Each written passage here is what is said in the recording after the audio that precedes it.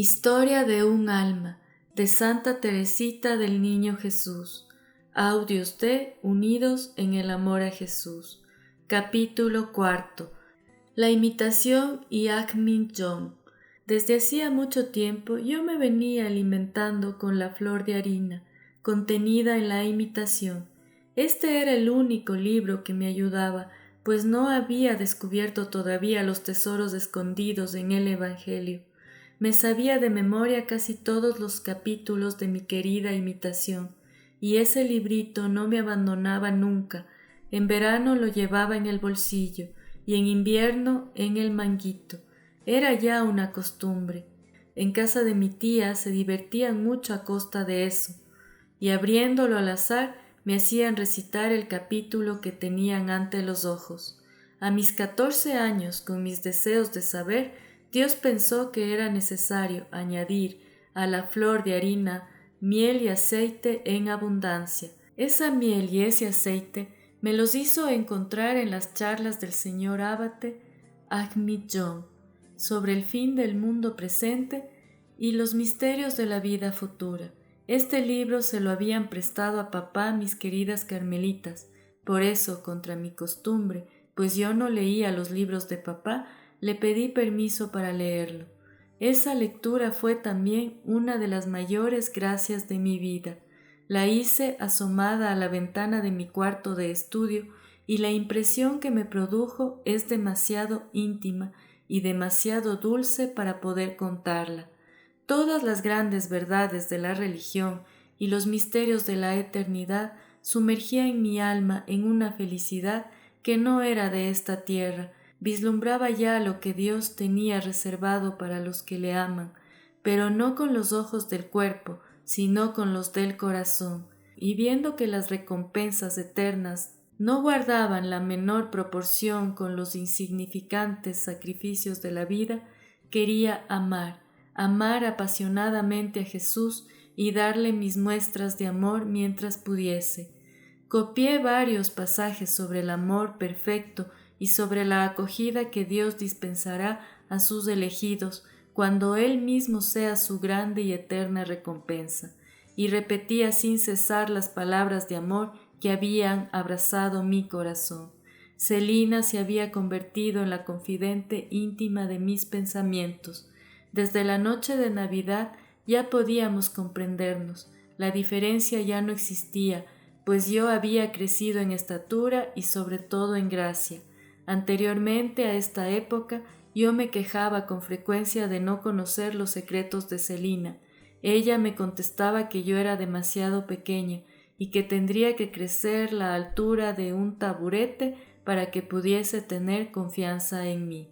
A mí me gustaba subirme a aquel precioso taburete cuando estaba junto a ella, y le decía que me hablase íntimamente, pero la treta no me daba resultado.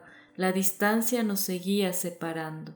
Jesús, que quería hacernos progresar juntas, formó en nuestros corazones unos lazos más fuertes que los de la sangre, nos hizo hermanas del alma, se hicieron realidad en nosotros las palabras del cántico espiritual de San Juan de la Cruz, cuando la esposa exclama, hablando al esposo: «A saga de tu huella, las jóvenes discurren al camino, al toque de centella, al adobado vino, emisiones de bálsamo divino». Sí, seguíamos muy ligeras las huellas de Jesús, las centellas de amor que Él sembraba a manos llenas en nuestras almas, y el vino fuerte y delicioso que nos daba a beber hacían desaparecer de nuestra vista las cosas pasajeras, y de nuestros labios brotaban emisiones de amor inspiradas por Él. Qué dulces eran las conversaciones que todas las noches teníamos en el mirador. Con la mirada hundida en la lejanía, contemplábamos la blanca luna que se elevaba lentamente por detrás de los altos árboles, y los reflejos plateados que derramaba sobre la naturaleza dormida, las brillantes estrellas que titilaban en el azul profundo, el soplo ligero de la brisa nocturna que hacía flotar las nubes de nieve, y todo elevaba nuestras almas hacia el cielo, del que no contemplábamos todavía más que el límpido reverso. No sé si me equivoco, pero creo que la expansión de nuestras almas se parecía a la de Santa Mónica y su hijo, cuando en el puerto de Ostia caían los dos sumidos en éxtasis a la vista de las maravillas del Creador. Me parece que recibíamos gracias de un orden tan elevado como las concedidas a los grandes santos.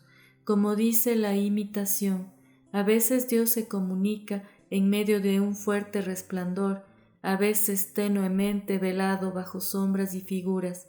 De esta manera se dignaba manifestarse a nuestras almas. Pero qué fino y transparente era el velo que ocultaba a Jesús de nuestras miradas. No había lugar para la duda, ya no eran necesarias la fe ni la esperanza. El amor nos hacía encontrar en la tierra al que buscábamos. Al encontrarlo solo en la calle, nos besó, para que en adelante nadie pudiera despreciarnos. Gracias tan grandes no podían quedar sin frutos, y estos fueron abundantes. La práctica de la virtud se nos hizo dulce y natural.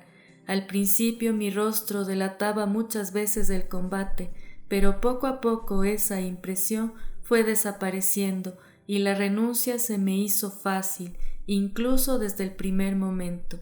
Ya lo dijo Jesús: al que tiene se le dará y tendrá de sobra. Por una gracia acogida con fidelidad, me otorgaba cantidad de gracias nuevas. Se entregaba a mí en la Sagrada Comunión con mucha más frecuencia de la que yo me hubiera atrevido a esperar. Yo tenía como norma de conducta comulgar todas las veces que el confesor me lo permitiera, sin fallar una sola vez, pero dejando que fuese él quien decidiese cuántas, sin pedírselo nunca yo. En esa época no tenía la audacia que ahora tengo. De haberla tenido, hubiera actuado de distinta manera, pues estoy convencida de que un alma debe decir a su confesor el deseo que siente de recibir a su Dios. Él no baja del cielo un día y otro día para quedarse en un copón dorado, sino para encontrar otro cielo que le es infinitamente más querido que el primero, el cielo de nuestra alma, creada a su imagen y templo vivo de la adorable Trinidad.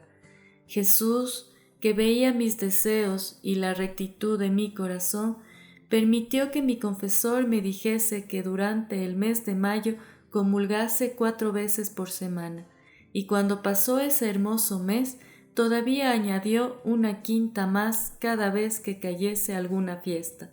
Al salir del confesionario, brotaron de mis ojos lágrimas muy dulces. Me parecía como si Jesús mismo quisiera entregarse a mí, pues echaba muy poco tiempo para confesarme y nunca dije ni una palabra acerca de mis sentimientos interiores. El camino por el que iba era tan recto y luminoso que no necesitaba más guía que a Jesús. Comparaba a los directores a espejos fieles que reflejaban a Jesús en las almas, y decía que en mi caso Dios no se servía de intermediarios, sino que actuaba directamente Él.